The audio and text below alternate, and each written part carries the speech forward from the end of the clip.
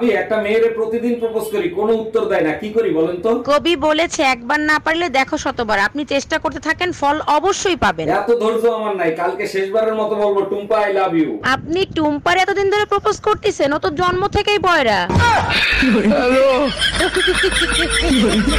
ভাই আপনি এত সুন্দর করে কথা বলেন, মন চায় আপনার প্রেমে পড়ে যায়। ও মাই গড, বলেন কিভাবে? আপনি এখনো আমার প্রেমে পড়েন নাই? আচ্ছা ঠিক আছে, আমারে 5 মিনিট দেন, চিন্তা করে দেখি কি করব। ওই 5 মিনিট দিলেই হবে, তাইলে আর আপনার প্রেম করতে হবে না।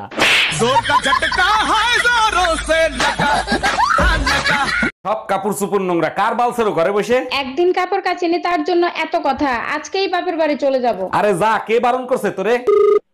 হ্যালো মা, তোমার জামাইয়ের সাথে ঝগড়া হয়েছে, 6 মাসের জন্য তোমাদের কাছে আসতেছি। অন্যায় করছে জামাই, সাজা দিবি জামাই রে, আমাদের দিবি কেন? আচ্ছা চলো একটা গেম খেলি। গানের এক লাইন আমি গাইবো, পরের লাইন তুমি গাইবা। যাচ্ছি আমি। তাড়াতাড়ি যা। অন্য লাইন হবে নাকি? জান তুমি কোথায়? হ্যাঁ আমি অফিসে কাজ করতেছি। কাজ বন্ধ করে তুমি আগে টিভি অন করো। টিভি অন করব? ওকে। সময় টিভি লাগাও, সময় টিভি। হ্যাঁ সময় টিভি। একটা মেয়ে দেখতেছো না, নিউজ পড়তেছে? হ্যাঁ একটা মেয়ে নিউজ পড়তেছে। মেয়েটা যে ড্রেসটা পরে আছে না, ওই সেম ড্রেসটা আমার চাই।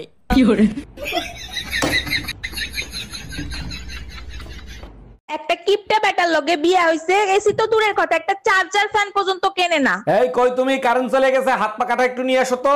এই দেখো গরমে এখানে আমি আর থাকবো না, কালকেই আমি বাপের বাড়ি যাব। তাই নাকি? তা তোমার বাপের বাড়ি কি বরফ পড়ে নাকি? এরপরেও তুমি আলতু ফালতু জিনিস দেখো, তোমার লজ্জা করে না? এতদিনে বুঝলাম বিদেশিরা রোমান্স করার সময় কেন মেয়েদের হাত বাইন্ধে রাখে। তুমি তো কচি খোকা, কিছুই বোঝো না, তা কেন বাইন্ধে রাখে শুনি? তোমাদের নিয়ে কোনো ভরসা নাই, যে কোনো সময় কেটে ফেলাইতে পারো।